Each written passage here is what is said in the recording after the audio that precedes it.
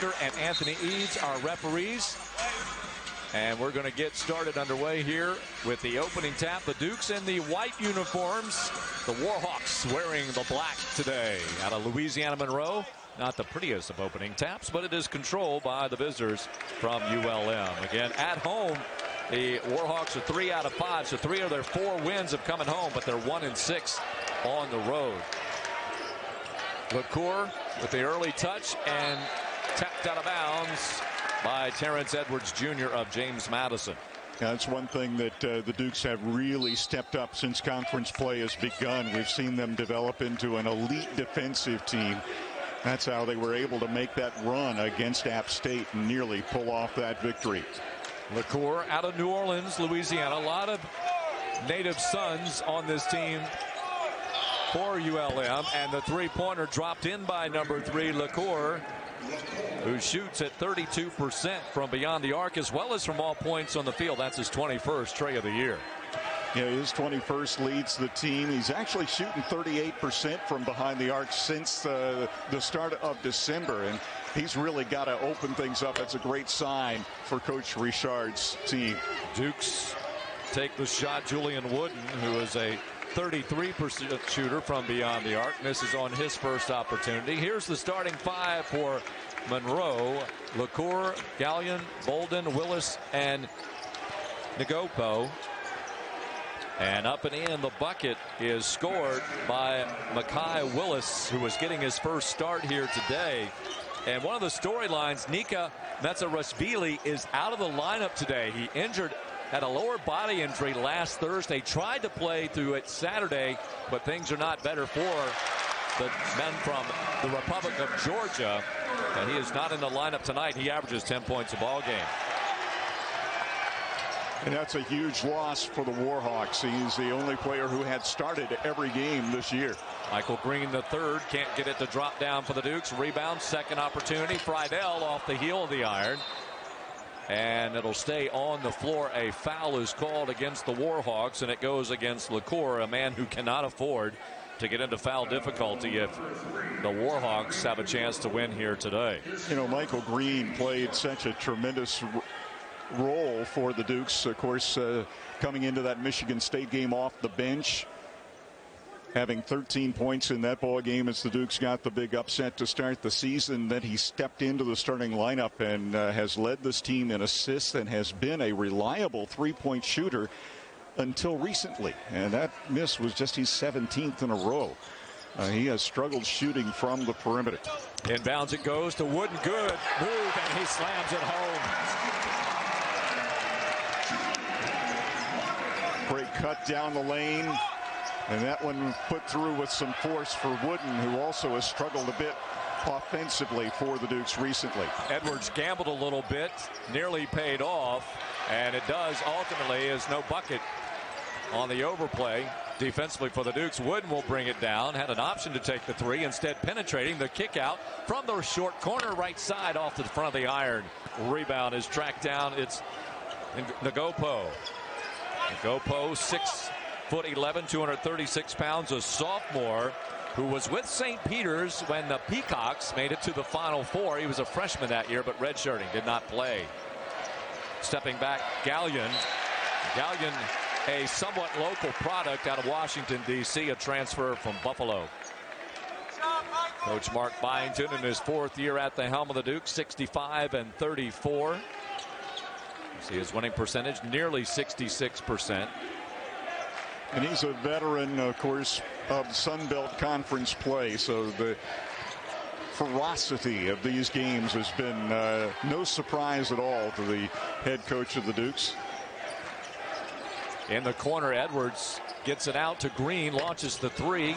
Can't get that one to tumble in. He's really looking to take the lid off that bucket. Bolden comes up with it ultimately. And here is LaCour working, but the JMU defense is there. Dukes have missed their first 5 shots from deep here early in the ball game and have taken 5 of their first 7 from beyond the arc. That may change ultimately for the Dukes. That's a 2 as it was towed on the line, nearly volleyed in. Battle for the loose basketball. Friedel ties it up. And that makes it James Madison basketball as the opening tap went to the Warhawks, and the Dukes will get it on the exchange. Keith Richard in his 14th season at his alma mater, and he has only left the state of Louisiana to coach for a short while at Marshall. When I asked him about it, you Louisiana guys like to stay home, he chuckled at the time. Yeah, spent some time at Louisiana Tech.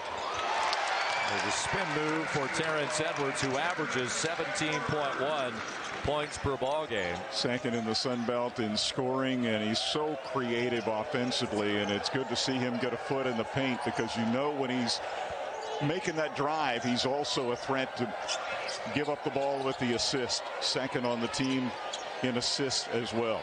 Bolden has Friedel working on him defensively. Shot clock is down to 6. Here's the drive off the backboard. Rebound, follow-up, and a foul, as coming up with a basket is Bolden. Bolden just 6'4", but hacking the offensive glass. On James Madison's game plan, shot faking. Unfortunately for the Dukes, the first shot fake did not occur until 8 minutes left in the first half. Coach Byington said, we didn't execute the game plan, and I got to do a better job coaching, getting that message through. But he did say, look, the sky isn't falling. In film, the coaches counted 9 missed wide open threes and 2 what they deemed crazy transition defense mistakes that cost them 6 points that easily could have flipped the game around. Then Coach Byington dipped his toes into meteorology, and he said, do you want to call it partly cloudy or partly sunny? I think he's pretty optimistic, guys. I think he is. And, you know, as David said in our opening here about the shots, they're getting some of the shots they want. There were a lot of rim shots that did not go in for the Dukes against App State. Now, part of that was because shots were altered because of the big guys down below for the Mountaineers. You know, and every team, even the best shooting teams, are going to go through times where the ball just doesn't go in from deep, and you've got to be able to get some penetration. You've got to be able to finish at the rim. Dukes have done that here early in this game. They're 3 for 3 inside the arc, but 0 for 5 beyond the arc. LaCour has picked up his second foul, and that is dangerous territory already for Coach Keith Richard and company. And tapped out of bounds. Nice defensive play there by Bolden to knock that one away, because Wooden was spotting up. Edwards had seen him. And a timeout. First won their game against their MAC opponent, and both will face another one on February the 10th on their home floors. Yeah, we'll learn about that in short order here in a couple of weeks or less. Friedel on the inbounds with the shot clock about to expire, tapped up. Battle for the basketball, and it comes out. Friedel last to touch it, out of bounds into the bench area of the Warhawks.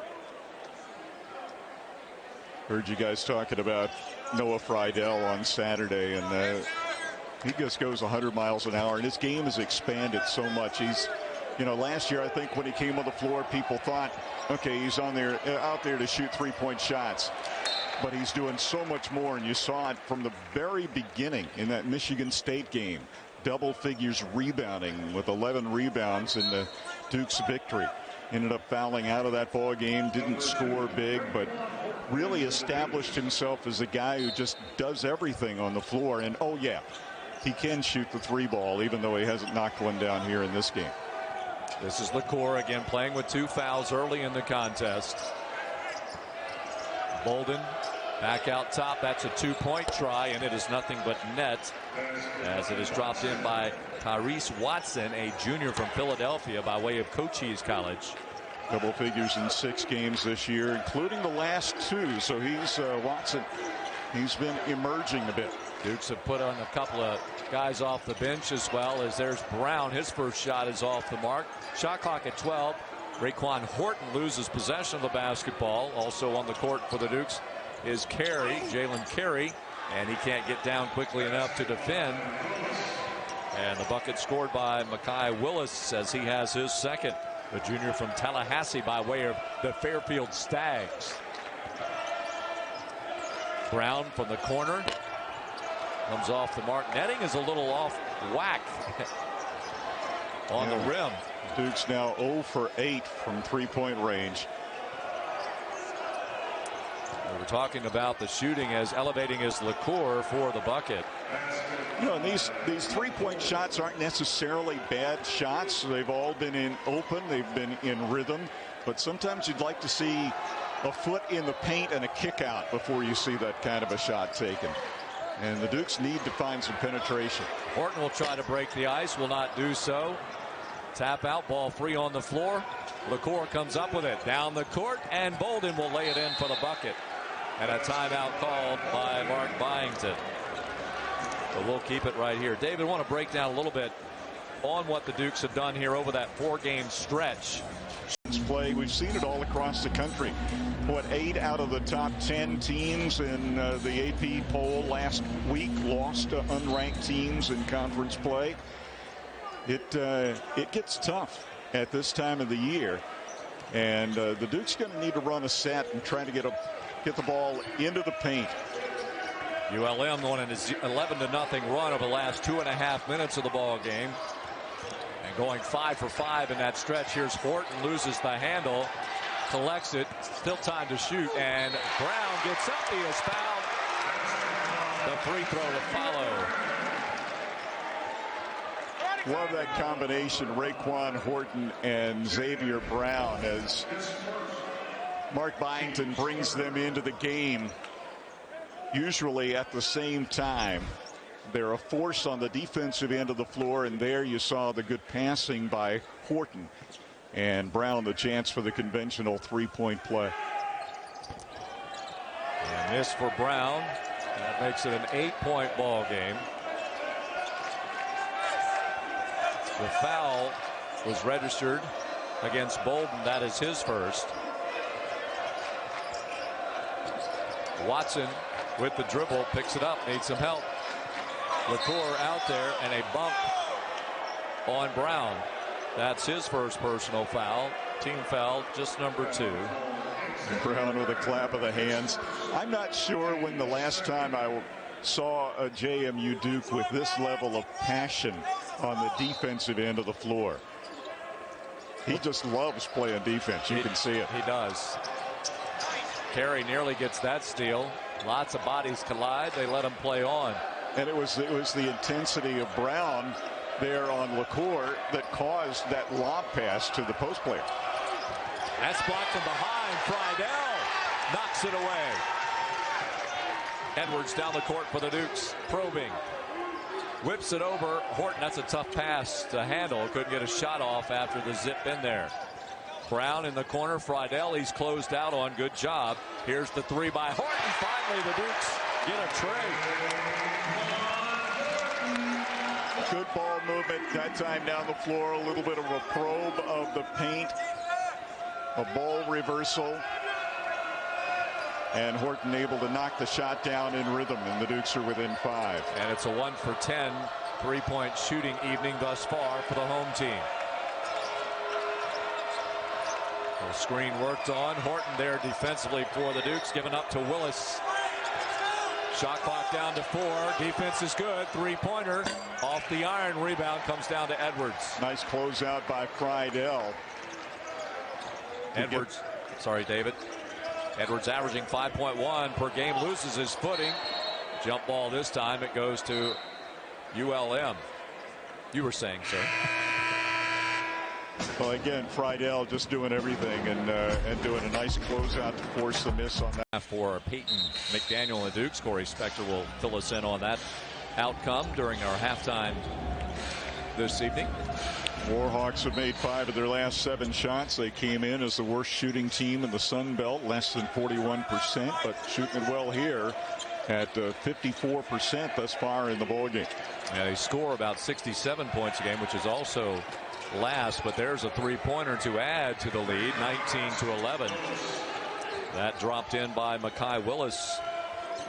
Willis had 11 points to lead the team in scoring in their loss to Texas State last time around. Friedel launches the tray over top of everyone. Flat off the back of the iron. It lands into the midst of Watson. You know, and part of this is playing through it. The Dukes certainly, you know, the average fan's going to say, well, JMU needs to stop shooting 3-point shots. And that's not what this team needs to do, because it's so much a part of their offense. TJ Bickerstaff goes down hard as he is fouled. Willis picks up his first personal foul. Against Texas State, Willis 11 points and 7 rebounds. A healthy game for him. That's his first personal and team foul number 4. But the Dukes, you have to think, need to get a few more touches in the paint, even if that ultimately results in a kick out for a 3. Dukes also would like to see Bickerstaff get back to form. He was ill last week, had missed a couple of practices, and I don't think he was quite himself for the 2 games the Dukes played here last week. Strong take to the bucket there, but the defense was there in numbers. Nearly a strong finish for LaCour. A rebounding foul. Watson called for the foul. That is team foul number 5. Dukes creeping up to possibly getting some free throws coming up here. And at the free throw line this season, Dukes right now at 70%. Our friend Steve Buckhant's got to get those free throws. He has been watching those numbers pretty good. Steve will be back here on Saturday to join me for the Marshall game at 6 o'clock. In the paint, Edwards gets the contact. This is the first foul of the ball game from A.D. Dijou. That is his first. He is from Senegal, a transfer from Alabama Birmingham. His name is Alfushani Dijou. They called him A.D. I would too. I would, yeah. And we will. How about that? Edwards off the back of the iron. Edwards with a nice baseline drive there. A lot of things go into the Dukes offense. You know, we saw the Dukes early in the year. For a long while, they were the nation's top scoring team. They were over 100 points 3 times early in the season. Another game in the mid-90s. And part of it was just how they shared the basketball. They still lead the conference in assists. Driving up against Bickerstaff, won't fall. Bickerstaff called for the foul. Bolden will go to the free throw line. That's the first foul on Bickerstaff. Bickerstaff stands at 6'9", weighs in at 220. Started his career at Drexel, so was a former conference opponent of James Madison. Moved on to Boston College, and now here playing for Coach Mark Byington and company. As Bolden hits the free throw, he has 6. McClure with 5. Wills has 7.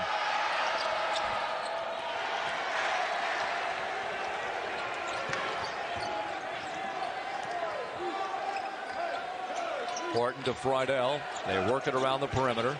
The 2-3 zone by the Warhawks. Green penetrates, skipping the pass. Here's Friedel. Inside to Wooden. Kicking back out Green. Inside it goes Bickerstaff. Bickerstaff's tough shot.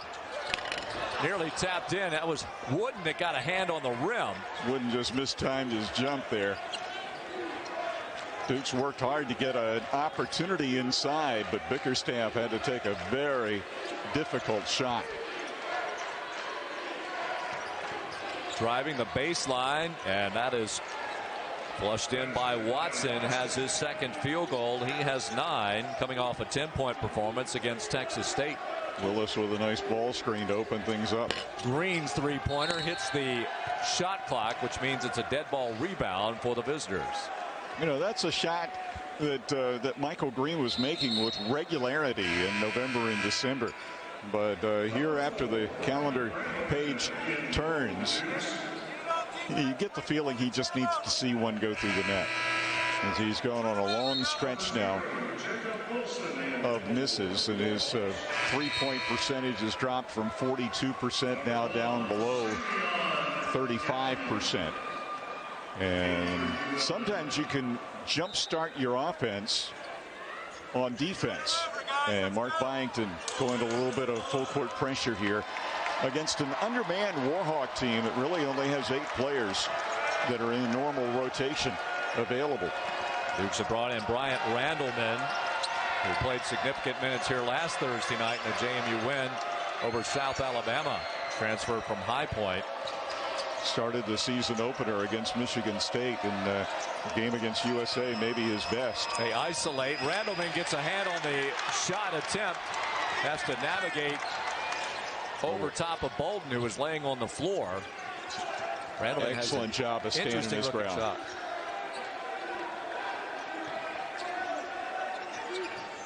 In the corner, Horton. Good rotation. He's got his second tray. Dukes have found somebody who can knock it down from the perimeter. Circus style shot will not tumble in for Gallion. Horton. And he telegraphed that pass, picked off by Bolden. Wooden spotting up in his normal location in the corner. And a timeout called by the Warhawks. That'll send us to a media timeout as well. 7:05 to go. Horton has picked up his second tray. Stress on our defense and the turnovers, and so every little mistake hurts so bad because we struggle offensively. Coach Richard didn't really project that they would have these issues offensively to this level when the season began, but he was adamant, we're not taking bad shots, we're not. And he pointed out that a couple of years ago, Nika Metzarishvili, who's not playing tonight, shot 40% from 3 in conference play. Last year, Tyreek LaCure, 38% in conference play, and their numbers this year are significantly down. He said the team is taking more 3-point shots in practice than they ever have under Richard. He's just hoping it's going to take one game to hopefully return to average. They're just looking to make maybe 6 threes, 7 threes in a game. They only had 13 3-pointers made in the first 5 conference games, guys, but they've been shooting the ball better so far tonight. That they have, and in that conversation, I mean, he was very matter-of-fact about it, but you also got the sense that if they pull it together, they can be dangerous any one night. And, of course, without tonight having Metzarishvili, be interesting to see if he were on the floor, how that would influence what's happening right now. Well, shooting 9 of 19 from the floor, 47%. I would think that Coach Richard would be pretty happy with that. 2 of 4 from deep and 3 of 4 thus far at the free throw line. You know, this has been a very good start for the Warhawks. They have been in all of their 5 losses in conference play. You know, their worst loss is 13 points to Texas State last time out. The kick out, Friedel, Edwards. Warhawks doing a good job of getting out to that 3-point line. Friedel from the right corner, and a foul, and he should get 3, and he does. Quick release for Noah Friedel. That last foul against the Dukes, I want to get that in the book for you, it was Julian Wood, and that was his first. And Friedel will go to the free throw line, where he connects on 86% of his free throws. Gallion was the culprit that sent him being Friedel, to the line.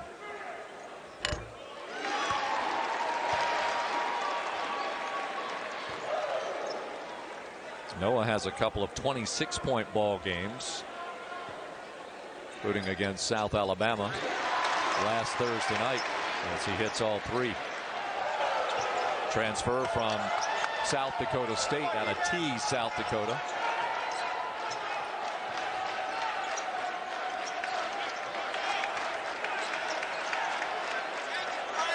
Approaching the 6-minute mark here in the first half of play. This is Jacob Wilson in the lineup, number 0. He was out there before our last break. So a low screen there by Bijou, springing open for that wide open shot, but Dukes knock it out of bounds. Comes back into AD. Bijou with the handoff. LaCour will run the offense from there. Randleman sticking to him. The kick out, 3-pointer right wing, off the mark, and it's Bickerstaff dribbles quickly with LaCour right beside him. Randleman Baseline, that's a shot for Wooden. High arcing shot is good for number 22. Wooden with 4. Nice ball reversal. Wooden open for that mid-range jump shot, and especially when you can't get the three ball to go, sometimes that mid-range shot can really rectify your offensive game. And a foul called. Two shots will come up for the Dukes. The Warhawks. Nice look away pass by Randleman, ending in the Wooden jumper along the baseline. Friedel picks up his first personal foul, which sends Watson to the free throw line, where he is a 63% accurate shooter. And wholesale substitutions for both teams.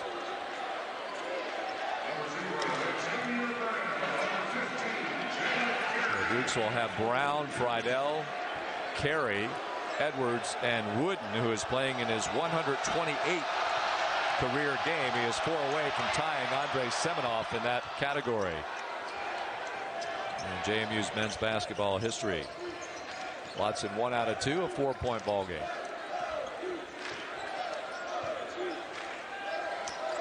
Brown, Carey, and Edwards on the perimeter. You got Wooden down in the right corner. Man-to-man defense now by the Warhawks. Left-handed shot is good. It's a 3-pointer for Wooden. There you go. Little mid-range shot to get the comfort, see the ball tickle the twine, and step out beyond the arc and knock down the 3, and the Dukes are back within 1. JMU has hit its last 3 shots. Edwards nearly comes up with a turnover. And thank goodness for his athleticism, because he got over the Duquette sitting down on the floor.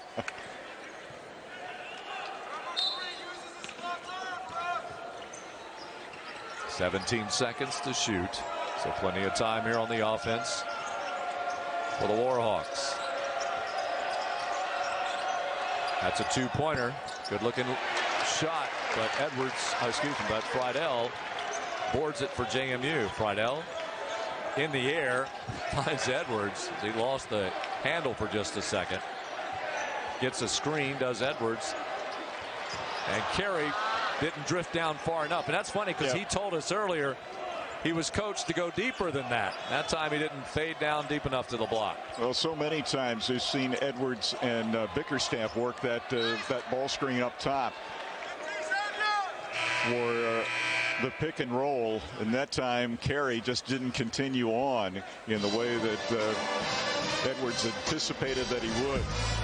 Of the production we saw early in the season for both Terrence Edwards and for TJ Bickerstaff came off of that play, and the freshman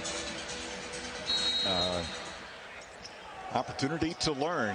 But boy, he's been an impressive entry into the JMU lineup this season. As brother Vernon Carey played at Duke in 2020, second round pick, number 32 overall. And a shot clock violation as Carey that time there defensively at the end. Doing a nice job. His dad was an offensive lineman for the Miami Dolphins. So a little bit of athletic genes, to say the least, in that household. No doubt about it. Edwards penetrates, and he is fouled. A little shove. Seeing the Dukes do a little bit more attacking as opposed to passing around the perimeter. They've made their last 3 shots from the floor, and during that time ULM 1 for 8 from the floor. So the Warhawks now down to 41%, right about where they are for the year. Duke's now up to 35%. The foul was on Bolden, which that was his second. And 18 fouls on the board for ULM. LaCour with 2, Bolden with 2. Warhawks can't afford either one of them to pick up their third here in the end of this first half.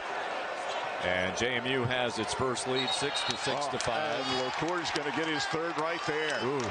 drawn by Xavier Brown on the defensive play. Brown with a big play, the two players we highlighted at the beginning of the game, no doubt about that one. And a tough play there for LaCour as he picks up his third foul. And it comes with 3:13 to go in the first half. A lot of basketball without him, and the Dukes slamming home at the opposite end. What an assist by Edwards. Wooden, his second dunk of this first half, and the Dukes have gone on a 12-1 run now. LaCour elevates in the keyhole. Carey one-handed grab. The outlet goes to Wooden. Wooden 2-on-1. Finesse and lays it in. Whoa, that is not a good sign there. Well, LaCour was right around the legs of Wooden as he took it to the basket, and the participant comes onto the floor. So he is removed from the ball game. He is ejected from the game, as I was saying. And he is stiff penalty. One of the players in this rotation. And this shorthanded team is down to, really just 7 players that play on a regular basis, and LaCour is in there with 4 personal fouls. And we're back to play. Well, for the Warhawks, there's obviously snakes in the bank as well. I mean, they have run into some difficult times, and they've had a little microcosm of that right here. Brown and Horton working. Also, Wooden picked up his second foul as well with that technical. Here's Carey slamming it down. Another brilliant pass from Terrence Edwards. Edwards has his third assist to go with 4 rebounds and 7 points. Does have a couple of turnovers. 31-24. JMU on a 16-1 run. And a foul called on Carey. Carey thought he was picking up some real estate. Carey just muscling a little bit, and whistles are going to come a little bit quicker here in the last couple of minutes of this first half after that encounter down at the other end of the floor a few moments ago. But how about the Keith Richard saying, well, we've played well for a good portion of this first half, and he had to think at the beginning maybe this is the game where this team turns it around and can find the bottom of the net on a regular basis. And Tyreek LaCour got off to a nice start, but he is out there playing with 4 personal fouls. It's a couple of free throws, closing the gap to 5. And he's got 7 points. He and Willis now leading the team. Horton takes a long-range 3. Horton's got 3 of the 4 trays for the Dukes. 9 points for him off the front of the iron. That three-pointer, the freshman Carey gobbles up the board. In fact, the Dukes red hot now. 7 of their last 7 from the floor. Step back for Edwards. That's a 3. Double figures for Terrence Edwards. 17-2 run for the JMU Dukes. We talked about the Dukes wanting to. There is Brown. And a foul on LaCour. His game is done rather early. Xavier Brown draws second charge from Tyreek LaCour in the last 4 minutes. The other one I thought was a frustration foul by LaCour. That's just a tremendous defensive play by the Dukes X factor, Xavier Brown. Edwards launches another 3. Wow. He's up to 13. We talked about teams needing to see the ball go through the bucket. We thought at the beginning it might be the Warhawks. It's not. It's the Dukes. And once again, JMU on its typical, what has been a season-long pattern of 40-plus points in a half. 9 of their last 9. Off the iron, no good. Rebound. And put back up and in by Nagopo, and that'll end the first half of play. The Dukes were down by a considerable margin early in this contest. Julian Wooden also able to find the basket for 3 and finish at the rim a couple of times. The Dukes started off the ball game 0 for 11 from 3. They made their last 6 3-pointers and their last 9 shots of the first half. Noah Friedel starts the second half of the 3-point try and misses. Let's check in with Corey as he had a chance to check with both benches. Yeah, guys, spoke with Xavier Joyner, assistant coach for James Madison. He said what fueled that run down the stretch of the first half, ball movement. We're going against a team that's heavy in the gap, so the ball's got to move, players got to move. In terms of what needs to keep happening in the second half, they got to keep ULM off the glass, one of the best offensive rebounding teams in the country. That allows James Madison to get out in transition. In terms of what Coach Richard thinks for ULM, his team just lost composure in the last 9 minutes, and they missed some open layups, but he said what's important for us going forward, we have to control the tempo, because if we do that, we take the crowd out of the game, and that's why we lost our composure.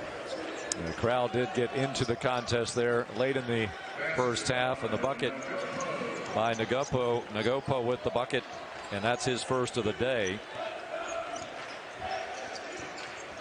Brown in the starting lineup here to start the second half for the Dukes, and what a factor he was. And TJ Bickerstaff, his first basket of the ball game. He was scoreless in the first 20 minutes of today's affair. He still doesn't look like he's back to the same form that we saw earlier in the year. An illness last week kept him off the floor for a couple of days. Brown with a weak side, uncontested board. A minute and a half into this second half. Wooden flips up the left-handed 3, no good. Rebound controlled by Nagopo.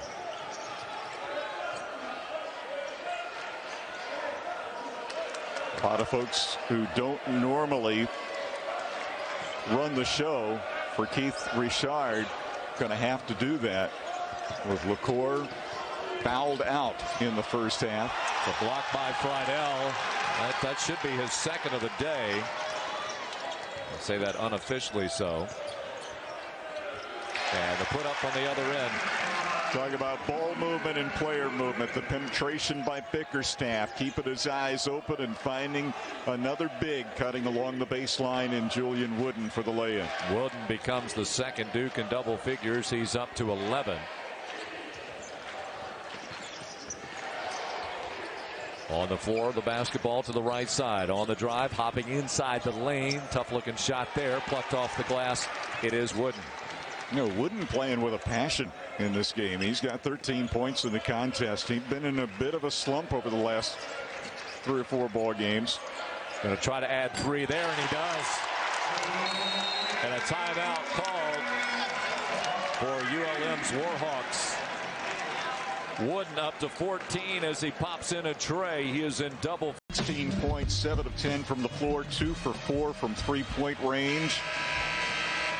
And he's got to be feeling great about that. He'd scored just 27 points in the last 4 ball games. That's less than 7 points per contest, and was just 2 for 7 from 3-point range during that time. But he's been actively seeking out his offense and playing some pretty tough D also. If you look at a lot of his points come early in ball games. He kind of breaks the ice for JMU offensively, and a lay-in is up and in for Bolton as the Duke's defense just took a breather there.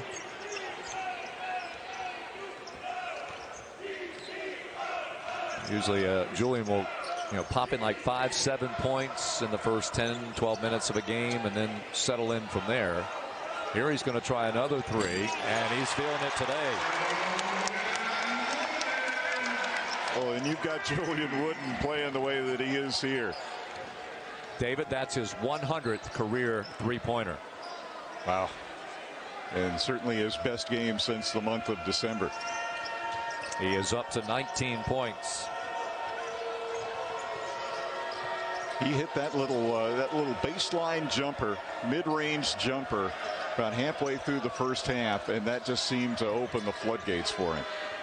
Fadeaway shot high off the iron. Bickerstaff goes up and grabs it for the Dukes. Bickerstaff brings it down. There's Wooden again. Hesitates. Finds his range. That's a little off. Might have hit it if he took the shot immediately. We don't know. Sometimes you get to thinking about it a little bit after you've gotten on a hot streak like that. But Wooden, 19 points in the ballgame. Well, Bolden's in double figures. He's up to 10. You know, Bolden has given the Warhawks some big minutes over the last several ball games. Has 3 double-doubles from the guard position at 6'4". He's always known he was a good rebounder, and he's been able to score the ball. Bickerstaff scores underneath as he takes the short-range pass from Noah Friedel and finishes. Grad student.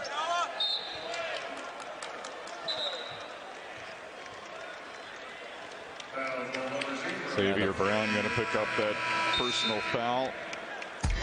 Brown, that is it. Sometimes Byington researches that quote or takes it from a podcast, but he adopted this tradition from his college head coach, Jerry Wainwright, at UNCW. And Wainwright, still to this day, sends hundreds of handwritten notes to former players, assistants, and friends every week, typically about 10 quotes each letter. Byington, he said, Jerry, though, he used to be a lot tougher. He'd ask his players, which word was capitalized? Where was the comma? Byington just wants the interpretation from his guys. He told us, though, that his favorite quote is the one that he uses to begin each and every season. It's an African proverb. If you want to go fast, go alone. If you want to go far, go together. And the Dukes are trying to go together through this season. Now, back to that comma, that could change the interpretation on where it's placed, right? That's absolutely true. Xavier Brown just picked up his 3rd personal foul on what looked like it could have been a clean near steal of the basketball. That nearly stolen away, and it ends up a turnover on a shot clock violation. Been a pretty clean game, really, for both teams. That's just 8 turnovers for ULM. Dukes have turned it over only 4 times today. Randleman into the lineup. And Brown is sitting down. Well, it was Randleman that came in when the Dukes were trying to get their defense rolling a little bit to get the offense going. He did have an impact once again. Nice find of Bickerstaff underneath there. He'll get a couple of free throws. Yeah, it's actually kind of interesting. You know, Michael Green has been struggling so much shooting the basketball for the Dukes at the point guard spot, and we saw Brown get the start here in the second half of this contest, and Randleman coming in. I mean, Green is, you know, still going to be a major part of this this JMU Dukes attack, but maybe Mark Byington giving his veteran point guard just a little bit of time to relax and watch a little bit, and sometimes that can be good therapy. Well, David, it is a long season, and players are going to have stretches where they're just, you know, they're going to miss the putt, they're going to miss the green, they're going to be, you know, out in the rough, and it translates here as well. Just got to find yourself back into your groove. Tough play and tough basket for Jalen Bolden. You know, Bolden impresses me, taking the ball really hard to the basket there. Bickerstaff, the kick out. Wooden. There he is, tied his career high with 22 points. And a season high 3 3-pointers made. Wooden's another one of those Dukes now that's getting in range of his 1,000 career points. He's at 955 after that. Won't get it today, but if he keeps shooting like that, it won't be long. Yep. Dukes back at home on Saturday, 6 o'clock against Marshall. And a couple of road games next week. We'll see what the pace of Wooden might be at that time. Again, he has tied his career high.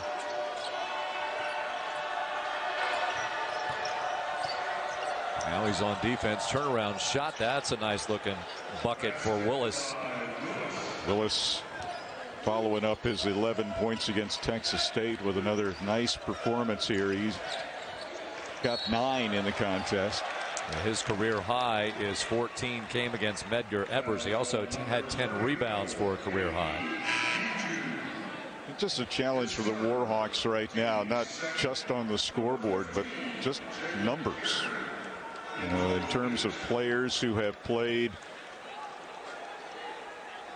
any substantial minutes, there are really only 7 available to head coach Richard here in this second half because of all the crazy stuff that happened in the first half. Horton will get the three-pointer. He'll also get a chance to make it a 4-point play as Dijou has picked up his 3rd foul here in the second half. He's got 4, and they've come in very short time.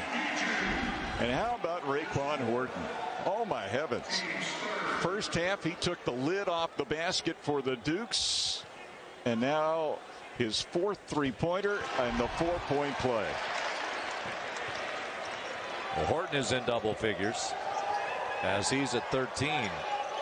A little flashback to non-conference play for the Dukes. 61 points with under 13 to go.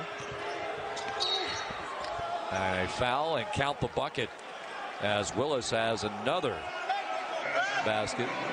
Really strong take to the basket there by Willis as he gets into double figures. And we'll get a chance for the 3-point play. Had a few words and tells the official it's okay, and Coach Richard saying we've got to keep our composure. Willis coming into the game, a 72% free throw shooter, completes the 3-point play. He's got a dozen points, 2 off his career high. A junior from Tallahassee.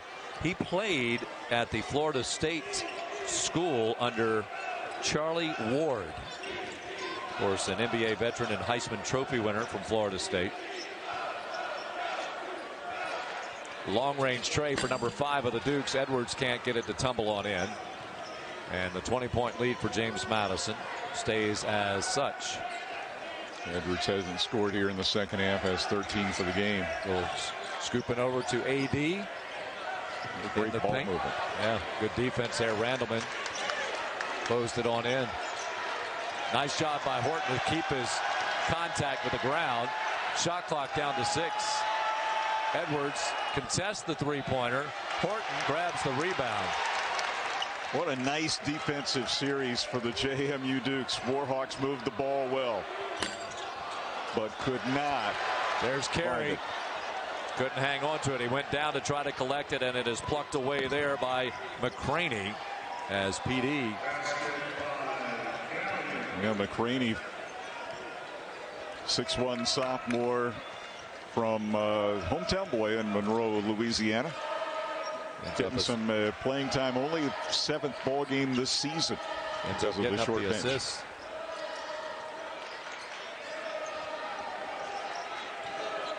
Edwards looking for the screen, double teamed out top. Somebody's got to be open. Edwards, the 3-pointer. Excuse me, Wicked Wood, the 3-pointer, and that sets a career high for Julian. He's up to 25. 25 points on 10 for 14 shooting. 5 of 8 from beyond the arc. The JMU Dukes, who missed their first 11 3-point attempts, have now made 11 3-pointers in 27 tries. Get a couple of shots, a foul on the floor for James Madison. And we'll take a timeout. He's also 5 for 6 inside the arc, including several dunks, and 25 points in the ball game for Julian Wooden.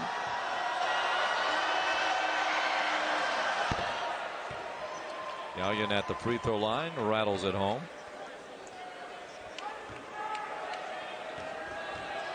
He is up to 4 points. He's got some folks in the stands from nearby Washington, D.C. Played the 1920 and 2021 seasons at Buffalo, making 29 appearances. Whistle We've got a clock issue. Yep, I believe that is the case. A little technical situation here. Shot clock did not start. For Gallion, he attended Mount Zion Prep in Northeast D.C. after high school. And senior year, he was at Thurgood Marshall when he averaged 22 points a game. And that helped to carry him to Buffalo. Considered the third leading scoring candidate coming into the season. But he needs to have early game success, said Coach Richard, if he's going to have a pretty good ball game. Make it 28 points for Wooden. Well, what Corey was talking about as we started the half, the ball movement, the people movement, the player movement, it was all exemplified right there. And Julian Wooden ended up with a wide open three from the corner and the hottest hand in the building. Comes hard off the backboard. Edwards slows it down. He's caught there, trapped in the corner. Horton goes to the ball, gets it off to Carey. Randleman. Here's Wooden again. I think everybody in the house wants Wooden just to keep shooting. Horton crashing for the rebound, but couldn't come up with it. Here's Bolden on the left wing. Little collision. They let him play on, and the second collision, the foul is called. It's on Wooden, and for Julian, that is his third. I think they've got Horton, I believe. Oh, did they call it on Horton? Yeah, Horton gets the foul. You're correct. Okay. So it's number 2, not number 22. That's my excuse anyway. Although Wooden does have the 3 because he picked up the technical and the double technical in the first half. Dukes have 3 fouls each on Wooden and Xavier Brown. Well, ULM LaCour fouled out with 42.9 seconds to play in the first half of this game. Willis up to 13. He's a point shy now for his career high. Friedel drops it in low. Horton finishes. Great assist by Friedel. Great vision. Nice cut to the basket on the backside there by Horton. And Horton putting together quite a game as well. Has 15 points. He's 5 of 6 from the floor, including 4 of 5 from beyond the arc. And he's had a really clean night. 2 rebounds, 2 assists. Does have a couple of fouls and a couple of turnovers, but he has been positive off the James Madison bench once again today. Offensive rebound, and that will roll around and tumble in for Gallion. This team's second in the conference in offensive reboundings, offensive rebound, and averaging almost 15 a ball game. They've been hitting the glass against the Dukes in this contest today. Carey tries his luck at a 3, and it is good. That's his first as a Duke. No, I'm sorry. That's his third. Beg your pardon. Yes. I was down 1 too far on my little spotting chart here. And that is now 13 threes made in 30 attempts for a team that started the game 0 for 11 from deep. And would you guess that the Dukes would have 13 3-pointers and Noah Friedel doesn't have a 1? That is the remarkable aspect of it.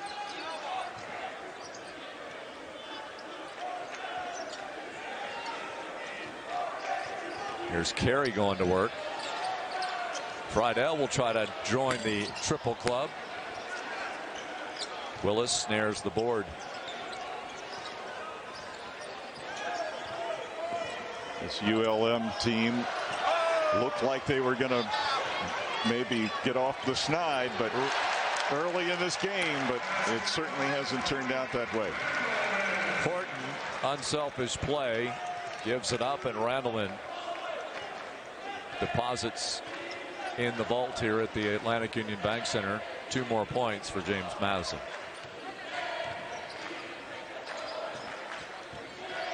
Down low, fumbling with the basketball. Gallion spins, fade away. Nice looking shot on the fade for Gallion. Nice recovery. Bolden on the curl cut, found Gallion open, but he fumbled the pass, but able to recover it and hit that nice little fadeaway. Since coming from Buffalo, he has appeared in every ULM ball game. And Carey going for another triple. Dukes now 13 of 32 from 3-point range. They've only taken 17 shots, 2-point shots. That's a three from the right wing. Carey with another rebound. So we said the Dukes should not stop shooting threes when they were 0 for 11. And Julian Wooden has popped in 31. Well, I'm sure his old high school coach, Billy Pope, down at Northside, a good buddy of mine, was called for a technical foul for taunting. I think celebrating his teammate's accomplishment, perhaps turned in the direction of a Warhawk player. And so a technical foul has been assessed on Horton. It is his third personal foul as well, and means that Willis goes to the line, made 1 out of 2 technical free throws. So Willis up to 15 points, so he establishes a career high. But there was some confusion as we went to break there because both coaches weren't sure. Nobody had called a timeout, and they didn't understand why the game was stopping at that point. But it was because the technical foul had been called. 31 points for Wooden is the most that a Duke has scored this year. Popped into the right corner, and he stepped out of bounds. The player in the ball game, Kelton Williams, a freshman from Midlothian, Texas, Midlothian High School, makes his 6th appearance for the Warhawks. Scored over 1,500 points during his career with Midlothian. Had 6 points and a rebound against a non-D1 opponent back on December the 5th. Played 118 games as a Scholastic athlete as Noah Friedel rolls in a layup. And that's 79 points, which excites the home crowd because they get free chicken nuggets from Chick-fil-A. After the way this ball game started, it's hard to remember that at one point ULM led this game 22-12. That was with 8:21 to go in the first half, and then the Duke scored 28 points during the final 8:21, and that's what actually total points ULM ended up with at the end of one. And a foul on the backdoor cut is called against Gallion. That's his second. A great feed by Brown to Edwards, and Edwards, who's been quiet here in the second half, hasn't scored in the half. 13 points was his total in the first half. Well, he's turned it over to Mr. Wooden, let him do all the scoring here. And Mr. Horton, who's had a game as well. Horton with 15 points. And the Dukes as a team shooting 64% here in the second half, 55% for the ball game. Remember when the Dukes were, what, at one point, like 3 for 15 from the floor? Mm-hmm. And that's 1,100 career points for Terrence Edwards. Thank Jeremy Lapidus, our courtside statistician here, keeping us up to date on such milestones. Left corner. Edwards pulls down the board. Off to Brown. Brown will penetrate, kicks out to Edwards. Three-pointer. Knocked down by number 5. Give him 16. 15 three-pointers for the Dukes in the game. Not only that, 15 of their last 23 three-point attempts. Just remarkable. Bumping foul into Brown. It's going to be Xavier Brown's 4th personal foul. Interesting lineup on the floor right now with Brown at the point and Green really playing the 2-guard spot for the Dukes right at the moment. Well, you know, that's interesting. Maybe that could help Green to get some shots off today and work his way back in offensively into things. Could be what Mark Byington's thinking about here. You know, this game is certainly in the bag with 4:22 to play and a 31-point lead. Terrence Edwards coming off to a hand. Duke's getting set to take on a Marshall team that's going to come in a little snorty. Yeah, a little bit angry after really being handled by Old Dominion today in the shocker. Probably the shocker of the season thus far in the Sun Belt Conference. Wouldn't argue that. We had a lane violation as Noah Friedel couldn't quite keep himself on the balance beam. Yeah, you have to tip your cap to the officiating crew here tonight as well. This game, especially there through that stretch of the first half, had the chance to get really ugly, and they did a nice job of administering the double technical and then also recognizing that a ULM player had come off the bench.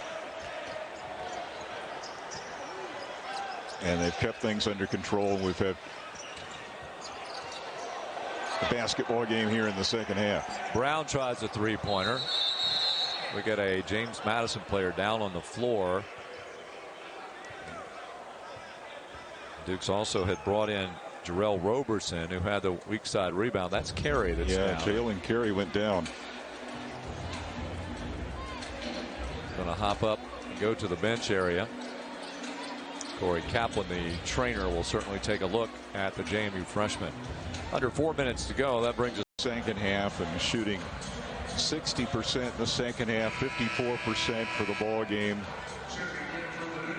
Not sure I've ever seen a stat quite like this. The Dukes have a 29-point lead right now, but points in the paint are tied 24-24. Dukes just haven't taken a whole lot of two-point shots. Well, it's been a big three-point barrage for the Dukes. 35 outside. 15 made, and after they started 0 for 11 from three-point range. Stolen away, Friedel.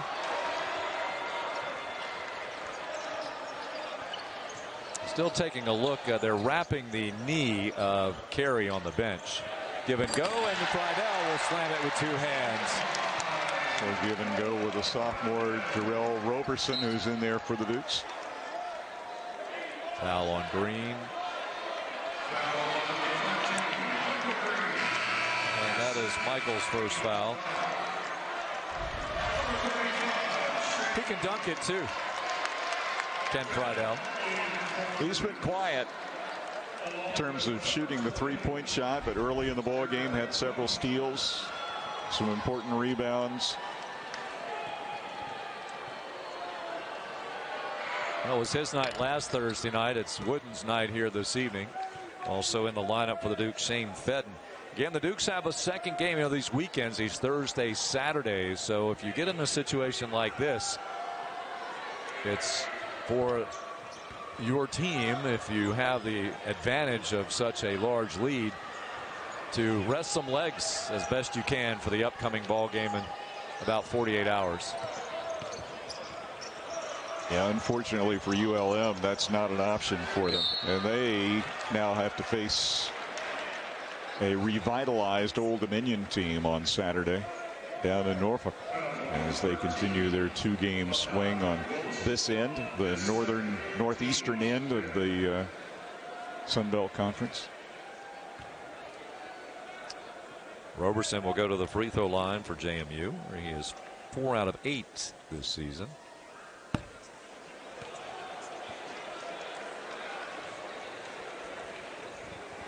Dukes 10 out of 14 after the miss, so shooting at 77% before that one. And he goes 1 out of 2. He is in the scoring column.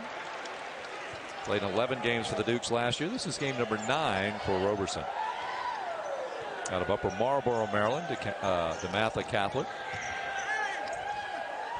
David, you and I have seen a few games up at Upper Marlboro in the past. Yeah, as a matter of fact. Conference that shall not be named used to hold its women's basketball tournament there. Oh, in and out for Green. That would have been nice to see it go down for him.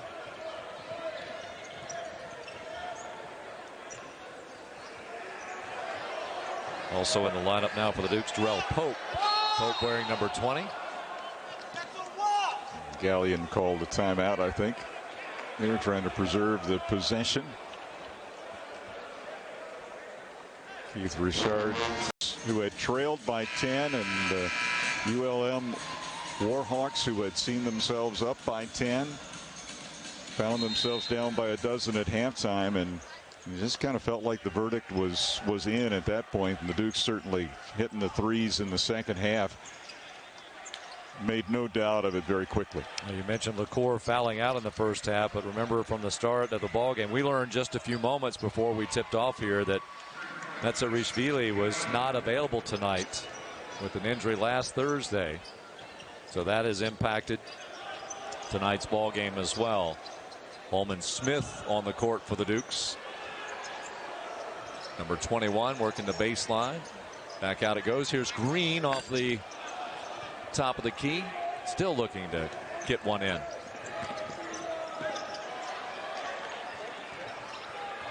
Holman on the defense for the Dukes. And a foul as Smith is caught with reaching in a bit there. 2 shots coming up for the Warhawks.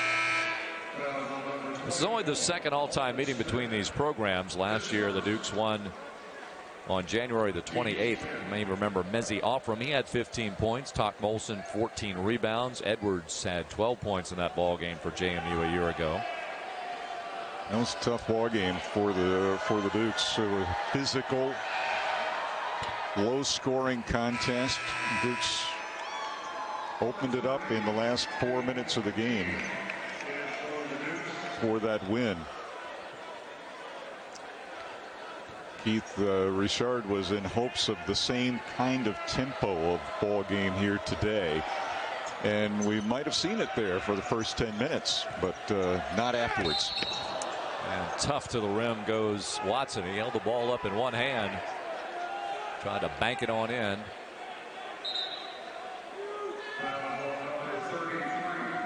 There, it gave them an opportunity to send both teams to the benches. A little bit of cooling off time when there could have been some unfriendly feelings. Allows both coaches to calm their groups down. And again, I think this officiating crew has done a nice job in this game here this evening. Watson up to 9.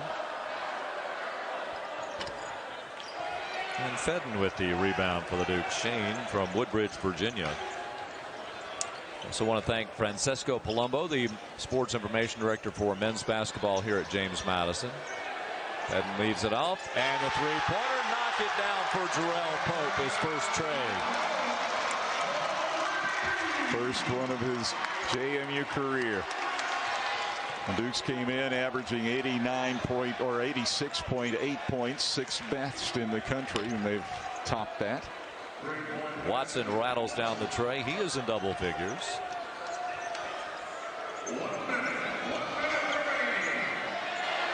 Well, we get a word that South Alabama may knock off the only undefeated team in the league, Troy, up by 5 late in that ball game, under a minute to go.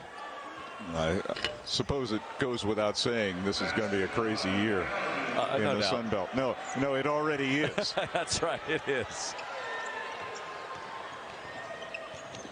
Pensacola is going to be something. Smith, high arcing tray. Bench a little disappointed with that. They run the floor to the Warhawks. And the foul, trying to avoid Pope. He's going to get called for the foul. The bucket is good, as Watson playing hard in the waning seconds of this one. We'll talk quickly with Coach Mark Byington at the end of today's ball game. I'm sure Corey will track down a player as well, and I think I know who that might be. There is a list, but I think it's pretty short. Yeah. Jump ball, possession arrow favors the Warhawks. ULM on a 14-3 run here over the last 2:21. Something that Keith Richard can can highlight with his team as they prepare for Old Dominion on Saturday. Aiden McKeon also on the court for the Dukes, number 30. Bedden, McKeon, and Dukes will just take the air out of the basketball. JMU back into the win column, improving to 16-2, 4-2 in conference play, 8-1 at home. ULM falls to 4-12, 9 consecutive losses, 0-6 in league play, 1-7 on the road. And James